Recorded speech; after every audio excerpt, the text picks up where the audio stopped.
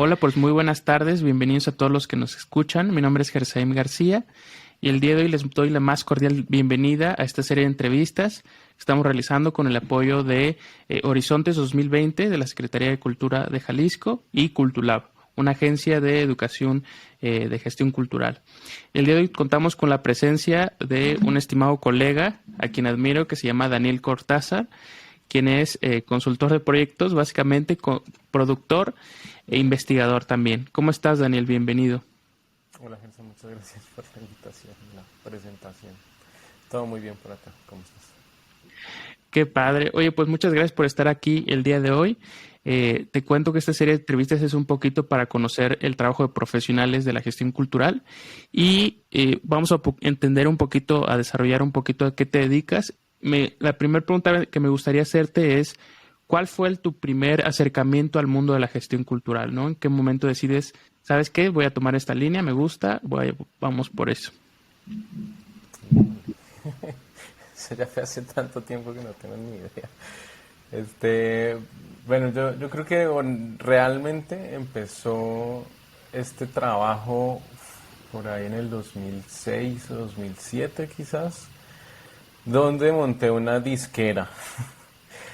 Digamos que tenía unas facilidades para el tema de la producción de discos en ese momento, es decir, todavía consumíamos discos y tenía una cercanía con varias agrupaciones pues independientes. Entonces en ese año, no me acuerdo si fue 2006 o 2007 honestamente, pero pues por allá monté una disquera donde el objetivo era producir los discos de bandas de rock alternativo, muy enfocado en el hardcore, punk y demás.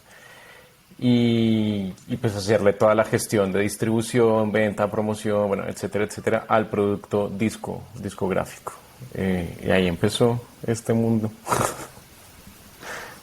Fue hace un rato, oye, qué padre, porque justo me enteré, eso más o menos qué edad tenías, estabas estudiando, no estabas estudiando, qué sucedía en ese momento, cuando tenías la disquera. Yo tendría unos 20 años, quizás, 19 o 20 años. Sí, 2007 tenía 20 años. Y sí, estaba estudiando. En ese momento yo estudiaba literatura en Bogotá. Y pues todo esto surgió también de una inquietud mía de llevar la literatura más allá de lo que es la literatura. O sea, esta carrera es una carrera muy teórica, es una carrera igual muy bonita, pero es muy teórica, muy de académico, de estar pues en la academia. Y a mí me interesaba conocer otro espacio, el espacio de la gestión. Entonces yo creo que nació un poco por ese lado de buscar yo como joven, pues es un chico de 20 años ahí que le gustaba la música, ir a conciertos de hardcore y punk, de meterse ahí en ese espacio como parte de los productores, ¿no? Yo veía a la gente que estaba trabajando y decía, wow, yo quiero ser eso, yo quiero estar ahí metido. Entonces yo creo que nació ahí como esa mezcla de todo lo que estaba ocurriendo en ese momento de mi vida. Oye, pues qué padre, yo creo que en la vida de cualquier creador inicia primero por una eh, manera en que varios nos conectamos, ¿no? Una afición, digamos, en este caso tú la literatura, en otros es la música, digo, inicia todo como una afición y nos va llevando el camino a muchas oportunidades, ¿no? Me gustaría saber un poquito más sobre la disquera. ¿Cómo fue que decidiste montarla? ¿Tenías equipo con amigos? O sea, por qué en específico una disquera? ¿De qué género o qué hacían? ¿Tenían un local allá en Bogotá? ¿Lo hacían? Pues, ¿cómo funcionaba esa disquera, ese proyecto? Eh, sí fue entre amigos, éramos dos realmente. Había otra persona que yo había conocido recientemente. Bueno, yo éramos amigos del colegio, básicamente, desde antes de la prepa, porque es que en Colombia estudias casi todo el colegio en el mismo espacio, entonces nos conocíamos desde primaria y así. Entonces, con ellos monté eso, éramos tres, pero uno de ellos era más como porque, sí, como por papeles. Se vinculó a otra persona que yo había conocido recientemente que hacía eventos. Entonces, en teoría, él se iba a encargar más de todo, más que todo de la parte de eventos y nosotros dos nos íbamos a encargar más pues de la parte de producción del disco, es decir, no la grabación como tal, no la parte de producción de audio, sino la parte de sacar el disco y distribuirlo. Entonces nos encargábamos más que todo de la distribución discográfica. La otra persona que te digo, pues no hacía nada, la verdad, él simplemente estaba como un poco por temas de papeles. Entonces entre los dos manejábamos un poco las cosas. Yo me encargaba de toda la parte de distribución, es decir, de llevar los discos a las tiendas. No teníamos un espacio, sino que yo iba de tienda en tienda vendiendo discos básicamente, y en los eventos de las bandas con las que trabajábamos. Y él se encargaba un poco de la parte más financiera, pero al final pues eso no ocurrió nunca. Ese es uno de los temas, digamos, que incluso lo he dado como conferencia de fracaso. Pues porque realmente a él no le interesaba mucho este tema, ¿no? Y mucho menos a esa edad manejar finanzas, impuestos y todo eso. Quizás al comienzo le pareció divertidísimo, pero pues luego ya no tanto. Luego entonces él quiso vincular a un productor ahí sí de audio, profesor de la universidad donde estudiamos nosotros, pero que venía con una propuesta muy diferente. Entonces realmente yo estaba ya muy vinculado con ese espacio, como te decía, del hardcore y el punk. Trabajaba con bandas relevantes en la escena bogotana en el momento. La banda de rock industrial pues más importante del momento, que era Pornomotora. Luego teníamos varias bandas de hardcore interesantes, como eran Injury, Ingram, Zarath, bueno, bandas muy del circuito, pues esos circuitos siempre son como muy chiquitos, ¿no? Muy independientes, pero eran como reconocidas en ese espacio. Este otro productor que te digo, bueno, yo traje una persona que iba a hacer la parte de video, es un amigo que luego terminamos haciendo más proyectos, él y yo, digamos que nos vinculamos mucho más por ese lado.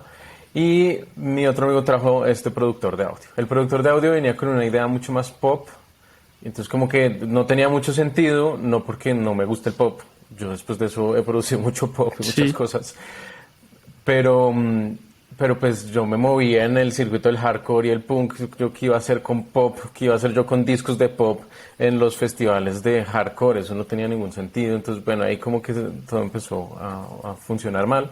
Y la parte que la persona que hacía video pues era un poco dispersa, yo no sabía nada de video en ese momento. Él estaba haciendo video de todos los eventos a los que asistíamos y todo eso, y pues digamos que eso no cuajó muy bien, por decirlo así, porque porque yo no sabía mucho del asunto, yo no sabía de producción, entonces bueno, digamos que esa partecilla ya no funcionó. Un poco así funcionó la disquera, el poco tiempo que funcionó, eso fue 1 año, 2 quizás, bueno, algo así. Eso era como el tema de funciones y demás. Oye, pues qué padre que te hayas aventado desde, digamos, desde el principio y todo ese año de aprendizajes. O sea, ya muy, digamos, pues sí me gusta esa palabra de aventado porque pues no es algo sencillo, ¿no? No casi nadie se avienta a tener un proyecto de decir, pues vamos a hacer y lo hacemos, ¿no? Entonces, qué padre. Y de hecho que me interesó esto que comentas, que dices que luego compartes esta parte en las charlas como un fracaso que también quería preguntarte sobre eso, porque recuerdo que me mencioné, bueno, diste por ejemplo una fuck up night, ¿no? Y hablaste sobre el tema, se me hizo muy interesante, sobre cómo quebrar una disquera, algo así, ¿no? O cómo cae una disquera. Entonces me gustaría profundizar eso en esto, que me contaras qué pasó con ese proyecto, digamos, así como mal medio chisme, ¿no? Que nos contaras, pues, qué dices en esas charlas, en esa charla en la Fuck Up Night, o qué dices en las conferencias, y siendo muy específicos, como qué no funcionó, para que a partir de ahí, pues, tuvieras en cuenta en más proyectos. Bueno, el chisme, pues ya lo conté, el chisme es ese. Entonces en el Fuck Up Nights yo lo bajo a 3 enseñanzas básicas. La primera es pues el tema de asociatividad. Uno tiene que saber con quién asociarse muy bien. Aquí entonces lo que les conté, mi socio pues no tenía ningún interés en este tema. De hecho, yo esto lo bajo un poquito más a conocer las motivaciones de las personas con las que estás trabajando, porque esta persona realmente, él estudiaba economía y hoy en día trabaja en bancos o en un banco, bueno, algo así. De hecho, nos peleamos tanto que ya ni volvemos a hablar. Pero esta persona no le interesaba ni cinco estar en estos espacios. Una forma de explicarlo es muy sencilla. Llegó el Rock al Parque, pues que no sé si sabes o si sabe la gente que nos esté escuchando, viendo. Es el festival más grande en Bogotá, el Vive Latino bogotano, y de hecho es tan grande como Rock in Rio. Es un festival muy grande, es un festival gratuito, es un festival muy importante. Entonces, pues yo conseguí entrar ahí al espacio a la tienda, a la carpa de tiendas, digamos. Entonces les dije a él y a la otra persona, al productor que ya se había vinculado, bueno, pues repartámonos tiempos porque pues yo necesito ir a comer y quiero ver algunas bandas y bueno, no puedo estar ahí 3 días. Y su respuesta de ambos inmediatamente fue, no, ¿para qué? Pues contratemos a uno de nuestros estudiantes. Y yo me quedé como, pero, a ver, el objetivo es que esta es nuestra empresa.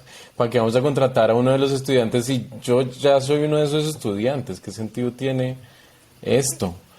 Entonces, lo que quiero decir es que realmente la motivación de ellos no era estar detrás de las bandas, una cuestión ahí como de fanatismo que yo sí tenía, pues que obviamente no iba a funcionar, justamente por eso. Entonces, más allá de lo bueno o lo malo que cada quien haya hecho, pues que eso da igual, realmente además estábamos muy pequeños, lo importante es entender las motivaciones de estas personas. Y luego de ahí pues ya hay unos temas más importantes, el tema de conceptualización del proyecto. Yo siento que eso se fue perdiendo un poco en el camino. A pesar de que era una disquera de rock independiente, no estaba tan claro el tema hardcore y punk realmente. Yo hoy en día lo entiendo así, pero realmente en ese momento no estaba tan claro que iba a ser una disquera totalmente vinculada al hardcore y al punk. Y el tercero, pues es ya la estructuración de funciones, que quedó muy claro desde el comienzo, que fue algo que no se hizo. Y al final terminé haciendo todo yo, porque no quedó claro, tú te encargas de esto, tú te encargas de esto y tú de esto. Hoy en día yo lo propongo de otra manera, ¿no? Yo no digo que tiene que ser cargos cerrados como la administración tradicional, sino funciones claras que no necesariamente están vinculadas a cargos. Y esas funciones ayudan a entender mucho mejor las relaciones entre las personas. Y bueno, eso ya es un cuento más largo, pero un poco por eso no funcionó y así un poco está estructurada la conferencia del Fuck Up Nights. Órale, qué padre que pues el objetivo de este tipo de espacios como el Fuck Up Nights es pues, entender de algo que quizá no funcionó como uno esperaba, pero tomar el aprendizaje y compartirlo, ¿no? Entonces que padre que tengas pues ya la charla está estructurada y los puntos sobre eso. Y otro punto que me gustaría resaltar es, recuerdo cuando te conocí, mencionaste que algo de lo que te trajo a México pues fue la música, ¿no? Creo que es lo que tienes más marcado en lo que me cuentas. Entonces, sé que tu recorrido, digo, ha sido por varios países, tanto académicamente. Quería preguntar, digo, antes de llegar un poquito de cómo llegaste a México, me sorprende ese perfil que tú tienes, es, digamos, internacional, ¿no? Digamos, como ciudadano del mundo, ¿no? ¿Qué es lo que te ha llevado de estar en un lado a otro, digamos, a Barcelona, luego acá a México? O sea, ¿por qué, digamos, no quedarte en la escena de Bogotá? Digamos, y esto lo pregunto para personas que quizás se identifiquen con tu perfil, que digamos, es que a mí también me late esto y cómo le hizo esta persona, ¿no? Cómo ha llevado estos proyectos, cómo es trabajar en otras partes del mundo. Si me puedes contar un poquito de ese recorrido que has hecho. Pues, ¿por qué salir de Bogotá? Porque Bogotá, se queda en Bogotá. Bogotá es una ciudad igual de grande a esta ciudad en términos pues de complicación, ¿no? de metrópolis. Pero Colombia sí es un país mucho más pequeño que México y eso limita mucho la acción de Bogotá como capital. Si pensamos esto entonces en términos ya prácticos de aprendizaje, de líneas de aprendizaje, por decirlo así, para mí era muy difícil en el momento en que ya empecé a hacer producción audiovisual y empecé a hacer gestión de verdad. A ver, aclaro ahí con un par de cosas. Después de la disquera yo empecé a trabajar en una agencia de gestión cultural, justo cuando estaba terminando la licenciatura y cuando pues me gradué, estuve ahí pues casi hasta 3 años, ya ni me acuerdo. Y luego estudié producción audiovisual en Colombia y realmente el problema es que pues no me daba el país. También es que este tema de la gestión o de la administración de las artes es un tema pues muy nuevo allá, realmente, a pesar de que parezca que Colombia es un país que con una muy buena gestión cultural, realmente es un tema desde la teoría y desde la academia muy nuevo. Entonces, quedarme en Colombia pues no tenía mucho sentido, porque yo no iba a aprender más de lo que ya había aprendido, por decirlo así. Ya había tomado los cursos de gestión más importantes que podía tomar, ya había estado vinculado a espacios de gestión los más importantes, al Ministerio de Cultura, es decir, ya había estado ahí. Entonces como que ya no había más que hacer, tocaba salir. Por eso termino en España. Yo primero analizo el tema de Londres en el King's College, que tiene una maestría en industrias Como creativas economía muy creativa, ¿no? interesante. Ajá. Sí, es una maestría muy interesante, muy funcionalista para mi gusto, honestamente, pero es pues de los más importantes. Reviso ahí el tema de Australia y Canadá. En Canadá está el otro que es más importante, que es el Master in International Arts Management, algo así, que es muy importante. Y pues en Australia hay un montón de cursos y maestrías por el estilo. Pero terminé en España pues por un tema coyuntural, realmente yo creo que apliqué a varios y pasé allá y pues ya me fui para allá también por un tema de precios, ¿no? Es decir, vivir en Londres, Canadá, Australia es mucho más caro que en Barcelona. Vivir en Barcelona Totalmente. es casi igual de caro que vivir acá en Ciudad de México, entonces no era tan grave el asunto. Tenía que conseguir el pasaje y casi que el resto vivía más o menos con lo mismo con lo que yo vivía en Bogotá. Entonces, ¿cómo es trabajar en estos diferentes Y, espacios? por ejemplo, Pues cuando pensaste en España, no, no sé si por ahí viste a Fundación Carolina, si aplicaste. no me aplicaba por ser Barcelona. Mm, Fundación Carolina solo tiene temas en Madrid, creo que tiene algo en el País Vasco, no estoy seguro, y en Galicia. ujú. Pero en Barcelona no tenía nada, entonces esta maestría específicamente que yo hice, pues no tenía cómo cubrirla. Ok. Entonces, pues bueno, España es un espacio pues con mucha gestión cultural. Se puede hacer mucho, pero, pero uno no deja de ser latino por allá, por en términos muy rápidos. Por eso regreso a Bogotá y bueno, digamos que esas ¿Y son cómo como viste las este diferencias primer grandes. choque, pues, cultural de la escena colombiana a la escena española? ¿Qué diferencias puedes compartirnos en términos de gestión cultural? Pues a ver, es que digamos que España está muy organizado en ese sentido, pero al mismo tiempo Cataluña es un espacio muy pues rebelde realmente. Siempre está en un tema de resistencia con la cultura de Castilla, entonces es muy interesante ver cómo lo que está gestionado dentro de Barcelona está muy pensado en la generación de cultura catalana.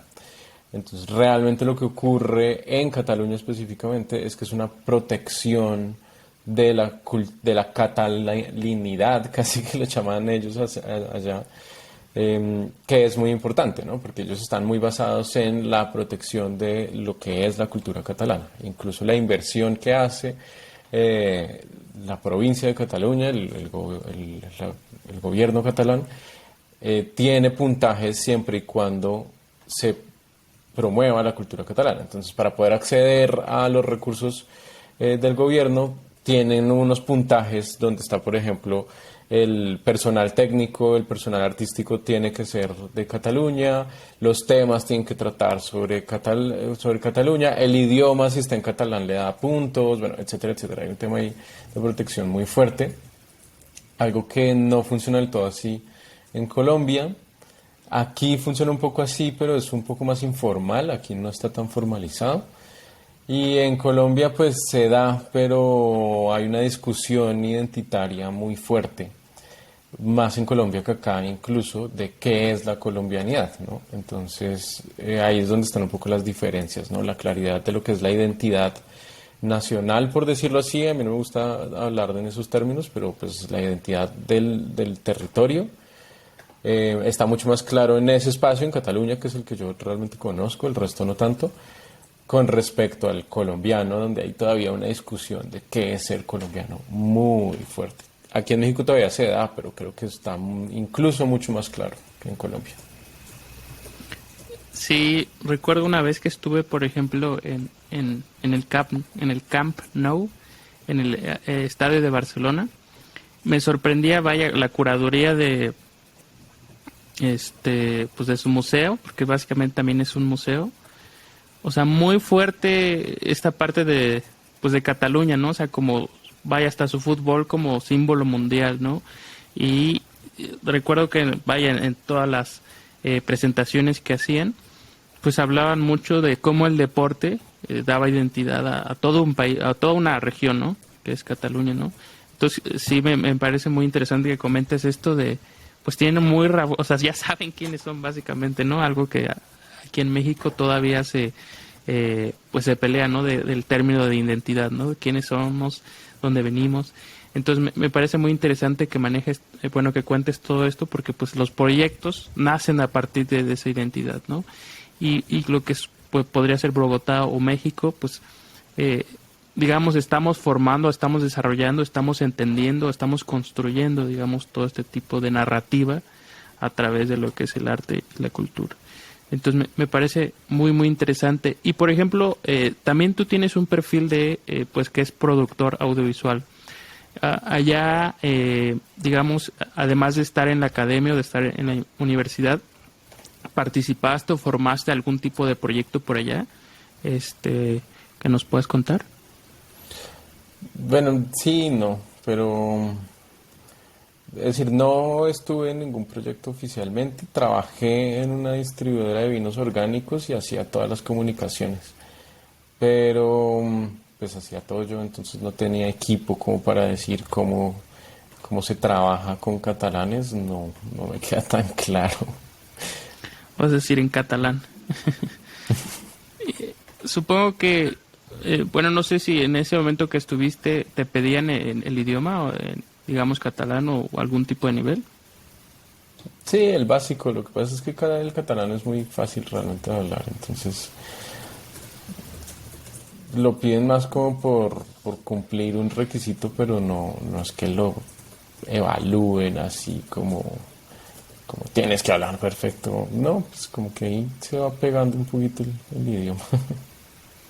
Sí. Oye, y por ejemplo, ¿cuál es la opinión que cuando platicabas con gente de España, cuál es la opinión que tienen en cuanto a la gestión cultural que se maneja, por ejemplo, en Latinoamérica? No sé si tuviste algún tipo de conversación como allá. Pues es que, a ver, digamos que volviendo un poco a ese tema de la identidad, siento yo que Ujú. más que una discusión, no es que les interese para nada, la verdad. Hay muy poca gente que le interesa, justamente porque tienen todo como muy armado. Y eso, digamos que es bueno porque el esquema funciona, pero al mismo tiempo es malo porque es muy cerrado.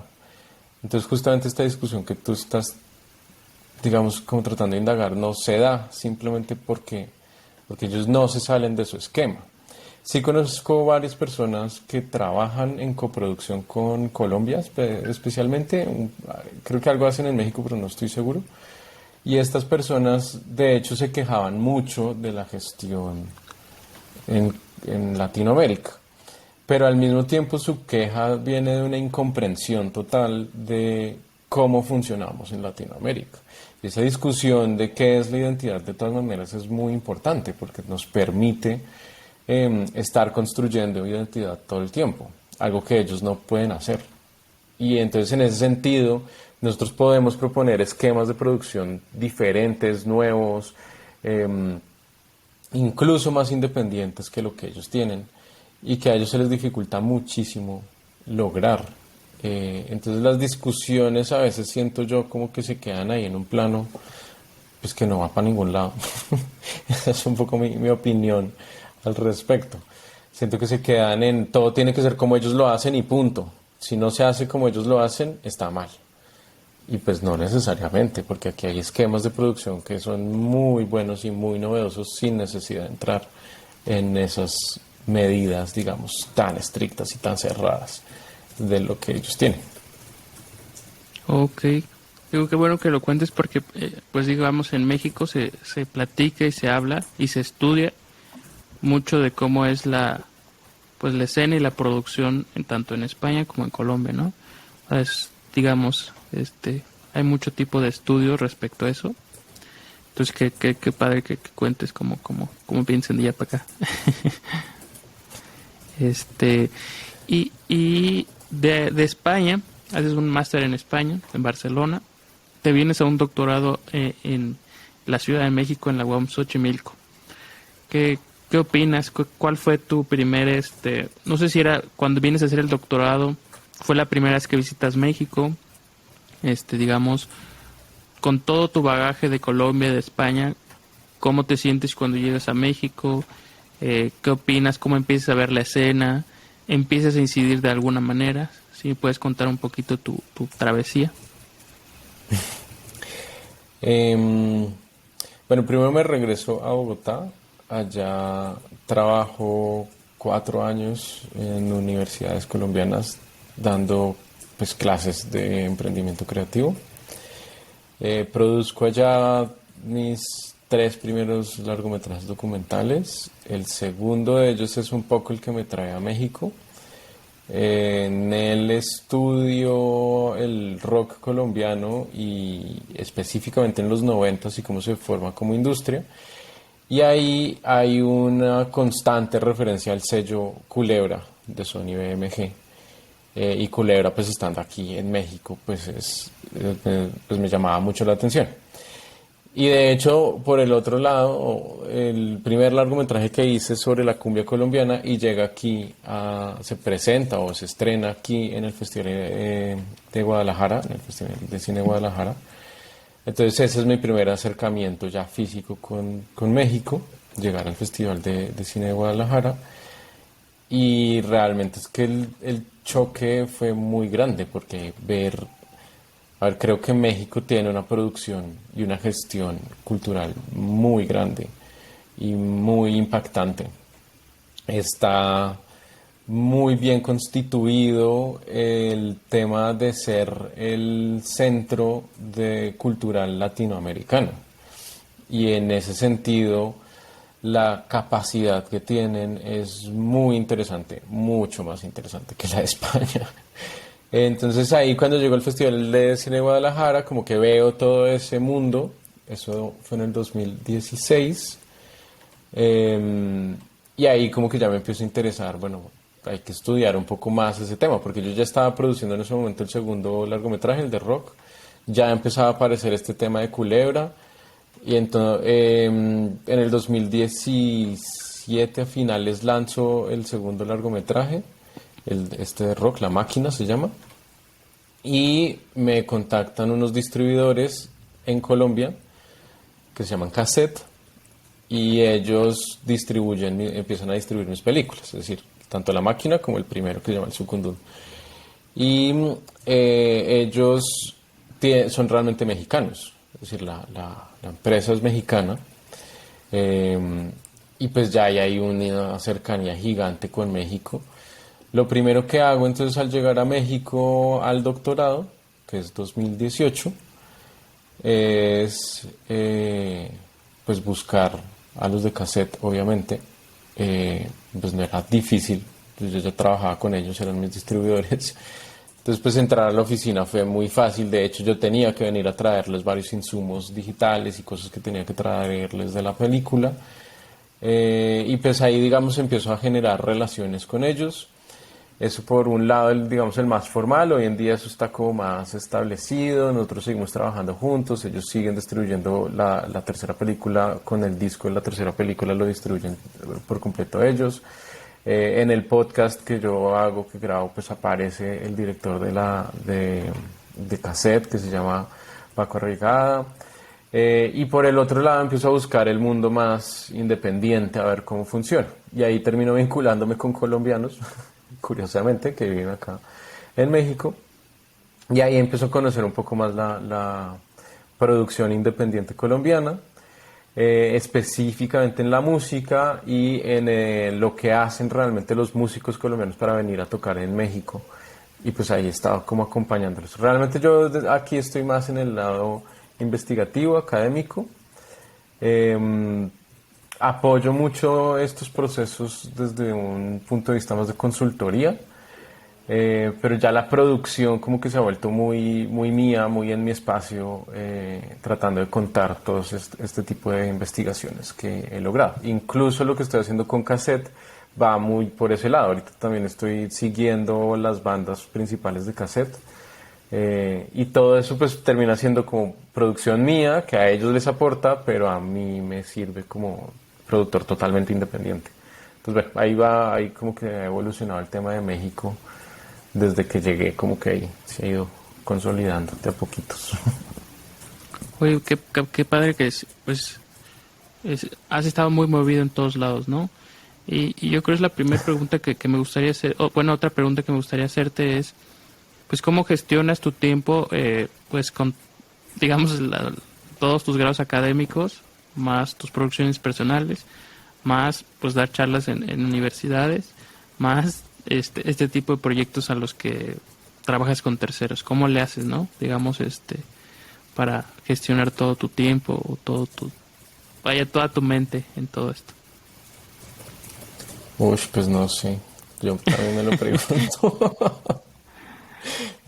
No, pues trato como de tener ordenados los proyectos. Yo trato de dividir mi esquema productivo en tres. Uno es el mundo académico, eh, el otro es el mundo de la producción creativa y el otro es el mundo de la consultoría. Entonces trato de tener claros esos tres, trato de tener claro si tengo un cliente en uno de los espacios, en qué espacio está, como para que no se vayan traslapando. Y eso implica también saber las relaciones con las personas por dónde van, ¿no? Si es más del mundo creativo, pues trabajo el mundo creativo. Si es más del mundo académico, trabajo más el mundo académico. Y así como que logro tener tiempo para todo y pues bueno, tener un calendario así súper estricto.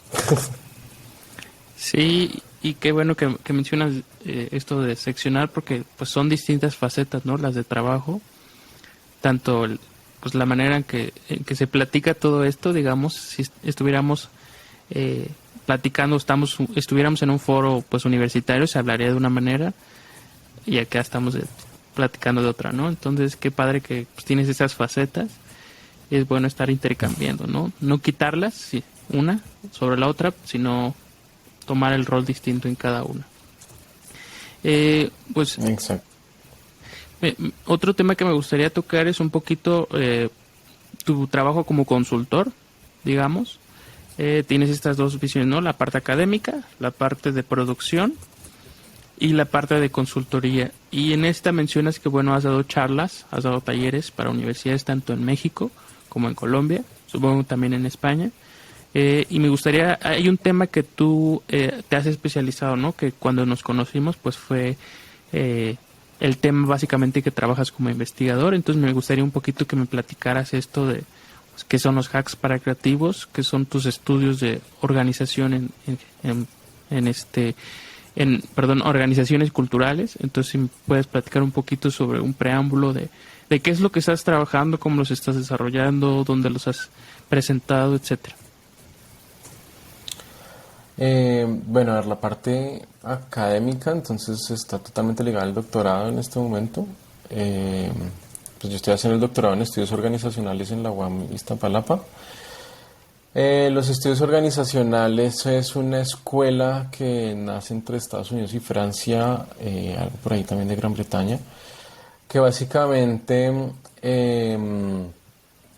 rebaten un poco el tema de la administración científica, ¿no? Y esa administración así esquemática y cerrada.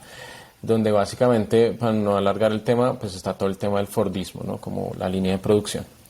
Entonces debaten sobre esto y dicen, pues esto realmente no funciona así, la sociedad no funciona así y las organizaciones es donde podemos ver esto. Entonces yo tomo todos esos temas, los llevo al arte y a la cultura y trato de entender cómo ocurre eso en el mundo del arte. Mi posición es esa básicamente, el esquema productivo de las grandes corporaciones donde todo está bajo una línea de producción realmente no funciona bien, hoy en día menos, con la digitalización mucho menos, y entonces ahí es donde yo trabajo eso, de ahí saco unas herramientas que yo llamo de autogestión, y eso es un poco lo que yo trabajo ya en la parte académica, ¿no? Proponer esta autogestión tanto desde el punto de vista crítico teórico como desde el punto de vista pragmático o práctico, dando algunas herramientas para poder responder a eso. Entonces por eso está tan vinculado al doctorado, porque en el doctorado está la parte teórica, donde están pues, la mayoría de mis artículos actuales, y en las conferencias pues trato de ajustarlo para dar una solución, porque no creo que uno pueda venir y criticar todo y decir todo está mal y de malas, sino aquí hay unas herramientas que yo propongo, todas basadas en la autogestión, muy vinculadas un poco a lo que hablábamos ahorita, ¿no? Aprender a dividir esos mundos, donde está la consultoría por un lado, la academia por el otro, lo creativo por el otro, en mi caso, y lo pongo desde mi caso personal, y de ahí empezó a proponer ya herramientas de conceptualización de proyectos basadas justamente en esta propuesta pues de dividir un poco pues, las funciones que uno tiene como persona dentro de una organización artística. Eso entonces lo trabajo a nivel de conferencias, que he dado en la UAM, en la Salle College, que es como una prepa técnica en Colombia, en la Javeriana en Colombia, y aquí pues lo estoy trabajando también en la UNAM en el proyecto Piso 16, donde ya está el taller completo, ¿no? Entonces está desde el nivel de conferencia hasta el taller o diplomado completo, que pues son mis clases, digamos, que doy a nivel de licenciatura y maestría especialización, que es el caso de Piso 16. Y eso es como el mundo académico, totalmente académico, ¿no? Es investigar, escribir artículos de esa investigación y dar clases basadas en esa investigación. Y eso luego se convierte en consultorías. Entonces todas esas herramientas las llevo al mundo de la consultoría. La manejo, digamos, a dos niveles principales, que son a nivel emprendimiento, específicamente a nivel emprendimiento creativo. Por ahí he asesorado a varios pues, emprendimientos, todos muy cercanos a mí realmente, donde aplico estas herramientas, pero ya a nivel directo o a nivel personalizado con estas empresas y a nivel pymes. Y entonces lo que he logrado también es que estas herramientas creo que tienen una funcionalidad en cualquier tipo de organización, y lo que estoy haciendo ahora o lo que estamos haciendo ahorita en mi empresa, en El Chorro, ahora es aplicar todas estas herramientas a nivel pues corporativo, ahí sí, pero corporativo nivel pyme, para que los empleados de las empresas tengan herramientas de autogestión también que les permitan pues hacer el intraemprendimiento, por decirlo así, pero que realmente el punto va más enfocado a darle herramientas de bienestar social a las empresas, a las pymes, para que apoyen a sus empleados a gestionar mejor, pues ya sea su dinero, su tiempo, sus propios proyectos personales, para que pues digamos funcionen ahí economías pequeñas en esos espacios de las pymes que pues son como una comunidad o en sí misma, ¿no? Entonces pues ya es llevar todo lo que tengo en la academia, es llevarlo al mundo real del sector productivo, como dirían en economía, ¿no?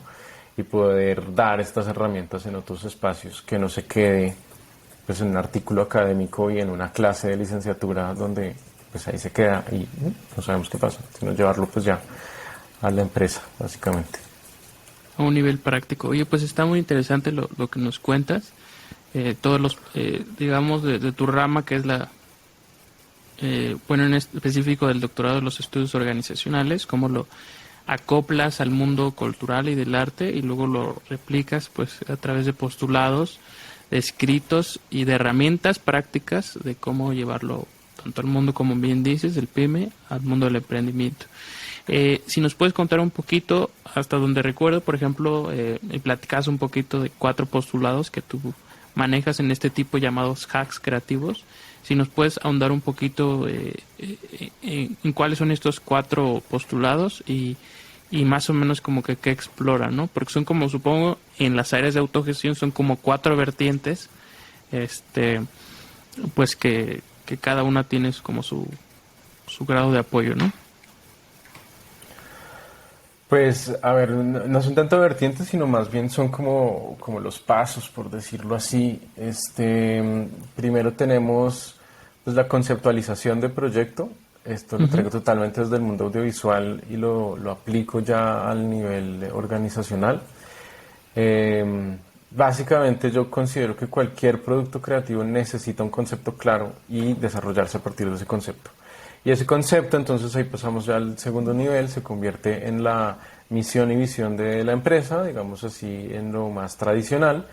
Entonces la misión ya no es un tema de generación de dinero o algo así, sino que realmente se convierte en un objetivo que va mucho más allá, normalmente un objetivo estético o un objetivo social, que es totalmente inmedible, ¿no? Totalmente cualitativo.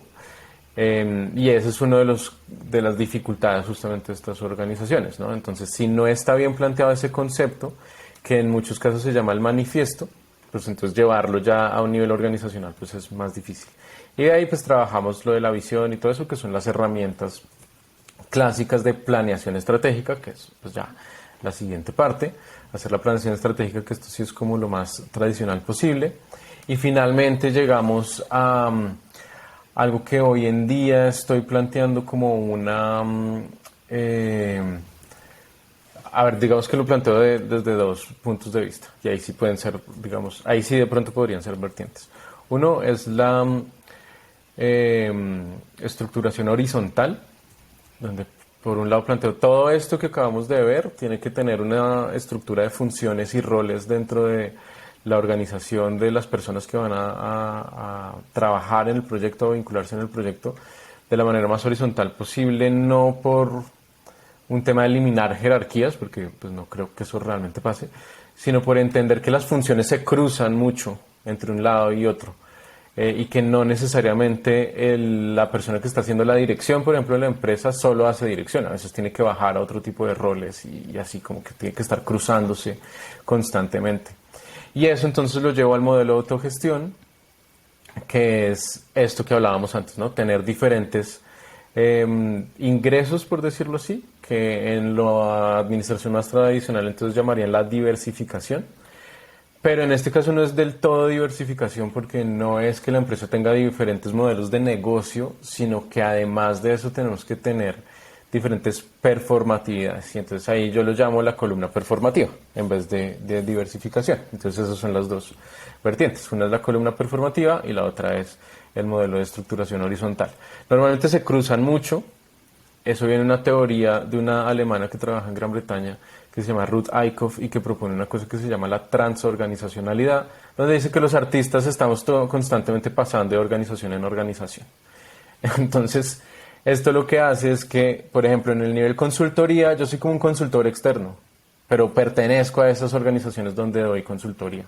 En el nivel académico soy un profesor más y ya, simplemente soy un empleado de una universidad. Pero en el nivel productivo soy el productor, el dueño de la empresa, entonces todo el tiempo estoy pasando de organización en organización, nunca estoy en un solo espacio. Y para eso hay que entender esta estructuración horizontal y este modelo de performatividad, pues de la columna performativa que yo propongo. Entonces esos son un poco los 4 niveles que se manejan en los cursos de gestión. Ya pues obviamente ahí en los cursos se ahonda por completo en todas estas teorías y herramientas, pero sí, un poco creo que por ahí van los 4 niveles. Órale, pues qué interesante, y esto que, pues qué interesante cómo lo manejas, y es vaya como el ciclo completo, ¿no? De todo el proceso de un emprendedor. Y creo que pues lo conoces bastante bien desde la parte de producción, desde proyectos personales, desde proyectos de terceros, o sea, vaya, tienes un perfil muy completo, Entonces, qué interesante que postules todos este tipo de herramientas. Recuerdo uno que me platicabas un poquito de las finanzas transmedia. Me llamó mucho la atención que cuál es la diferencia de otro tipo de finanzas. Si nos puedes platicar un poquito cómo se aplican a este tipo de conocimiento. Claro, entonces el siguiente paso de todo lo que acabo de decir sería entender cómo financiar un proyecto creativo. Yo esto de las finanzas transmedia lo saqué de la producción transmedia del audiovisual. Básicamente, pues, ¿qué es el transmedia? Es contar una historia en diferentes plataformas. No es que la misma historia esté en diferentes plataformas, sino que la historia se complementa a través de diferentes plataformas. Entonces, digamos, yo en una película cuento una historia, luego en la serie web amplío esa historia y luego en un libro cuento otra parte de la historia. Pues esto hoy en día se hace en prácticamente todo. Pero entonces, ¿qué me pasó a mí en la práctica? Con la última película que hicimos, que se llama Agua Sagrada, la película se pagó a sí misma con la venta de un cortometraje que, digamos, puede ser el resumen de la película. Eso nos pagó la producción, pero solamente la producción, no generó ningún tipo de ganancias. El libro se produjo gracias a la película, porque pues éramos un equipo de producción grabando en montañas en Colombia, entonces pues todos éramos pues fotógrafos que nos gusta la fotografía porque todos hacemos audiovisual. Entonces había un montón de fotos de la montaña o de las montañas donde estábamos, entonces le pedí las fotos a todo el mundo y yo armé un libro con eso. Digamos que no nos costó nada, pero el libro se vendió más que la película. El libro lo pudimos vender a nivel corporativo. Y entonces eso que me mostró, pues que realmente este esquema de tener una diversificación, como lo decía antes, o una columna performativa clara, le permite a un proyecto recibir ingresos por un lado para producir otras cosas. En este caso siempre lo explico con Agua Sagrada, que es el más claro. Es una película que se produce con los ingresos de un cortometraje y que genera ganancias a través de un libro. Y que luego genera promoción a través de una serie web. Y además genera ingresos para los músicos que hicieron un disco con los sonidos de la montaña. Entonces yo le pasé todos los sonidos a varios músicos, ellos hicieron sus canciones, yo no les pedí derechos de eso, pero yo me encargo de la distribución del disco y eso le genera ingresos a ellos. ¿Qué me genera a mí? Pues promoción para mi proyecto. Entonces un poco por ahí va ese tema de la financiación transmedia. Está muy ligado a todos los temas que dije antes. Órale. Creo que queda muy claro y creo que en alguna charla por ahí también escuché un poquito de una compañía de teatro de que se financiaba de manera pues básicamente similar, a través de los talleres financiaban una obra, una producción financia otra, entonces como que va ligada a todo, ¿no? Es como la diversificación, que es lo que platicas.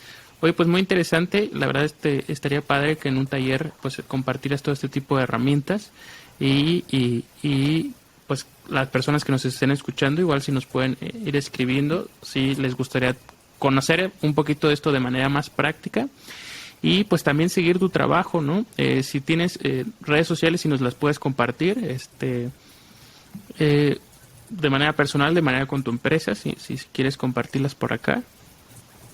Sí, pues elchorro.com.co, el chorro como el chorro de agua, así tal cual.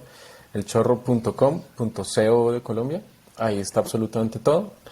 Igual en redes nos encuentran como El Chorro Co.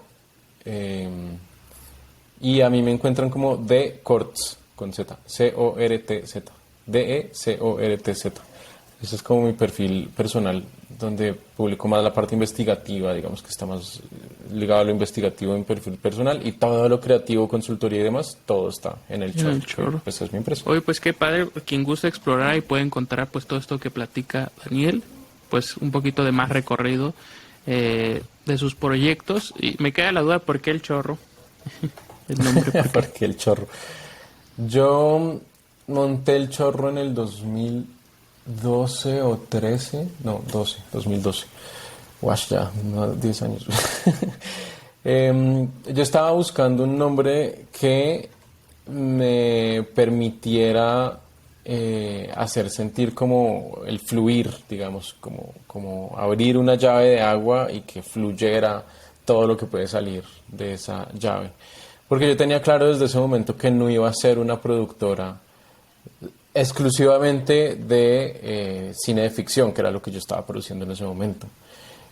Sino que iba a poder hacer más cosas. Yo ya estaba trabajando en documental, entonces tenía por un lado los documentales y por el otro lado el tema de ficción, y ya tenía por ahí un par de clientes pues en temas de comunicación. Entonces yo necesitaba algo que dijera que de aquí salen muchas cosas y aquí se pueden hacer muchas cosas. Entonces me ayudó una amiga planner publicitaria que ha trabajado en una agencia de publicidad pues toda su vida. Y entonces yo le decía, bueno, ¿cómo trabajamos esto? Y ella me ayudó a conceptualizar el nombre. Entonces cuando le dije todo esto me dijo, no, pues el chorro. Y yo, perfecto, el chorro me encanta, porque además la CH es una letra que me gusta muchísimo porque alude a la construcción identitaria de lo latino. La mayoría de palabras muy latinas están con CH. Aquí en México pues es la X o la CH, como que todo el tiempo se está cruzando entre X y CH, en Colombia es la CH, y si nos vamos incluso a España, en todas las culturas no de Castilla, en Cataluña, en el País Vasco, tienen sus referencias, ¿no? En Cataluña es la X, en el País Vasco es la TX, y ese sintagma, el ch, es un sintagma muy resistente con respecto al idioma español, a pesar de que el idioma español pues ya lo absorbió y ya obviamente usamos este sonido de una manera muy natural. En realidad, si uno se pone a analizar todas las palabras que empiezan con CH o que tienen por ahí la CH en algún lado, sea X o CH, es decir, que tienen este sonido, pues es súper latino. Entonces yo también quería algo que sonara latino, y pues el chorro suena algo latino. Sí, alguna vez tuve una conversación sobre la CH con un amigo y me explicaba, decía, pues analiza todo así como que proyectos o marcas que han tenido mucho éxito y tenían la CH, entonces te va a ir muy bien. Gracias. Está muy interesante lo que hayas acoplado la CH a tu proyecto. Pues muchas gracias, Daniel, por brindarnos estas palabras, este espacio, tus historias. Quien guste conocer un poquito más a Daniel, pues puede entrar a sus redes sociales, como The Course o El Chorro, ¿no? Entonces, ya para despedirnos, ¿algún último mensaje, digamos, que le quieras mandar a alguien que nos esté escuchando, a alguien que está con dudas de cómo iniciar un proyecto, cómo hacerlo, digamos, un último consejo así de vida, como si te dijeras a ti, a tu Daniel de 20 años, ¿cuál sería? No legalices la empresa hasta no estar seguro de qué demonios estás haciendo. Eso le diría yo al Daniel de 20 años con su disquera, como calma, no vayas a legalizar eso porque eso es pagar impuestos. Oye, esa Fuck Up Night no la tendrás grabada por ahí que la podamos ver. Está publicada en mi perfil, sí. Creo que en la página del Chorro está publicada. Y si no, hay una versión que di en la UAM, no de Fuck Up Nights, pero sí de Fracaso. Hay una versión de la UAM que está en mi página, en la parte de conferencias. Me has despertado la espinita. La voy a buscar y voy a hacer mis anotaciones ahí. ¿Qué no hacer al emprender? Adelante. Muchas gracias, Daniel. Que estés muy bien. Te deseamos lo mejor con tu proyecto, con tu carrera de consultor, de investigador, profesionista, de académico, de productor, todo. Entonces, pues gracias a los que nos están escuchando. Gracias. Todo esto recuerden que se realiza el apoyo de Culturalab, que es una agencia educativa de gestión cultural, y de Horizontes Jalisco, que es una convocatoria de la Secretaría de Cultura de Jalisco. Muchas gracias y nos vemos en la próxima edición. Hasta pronto.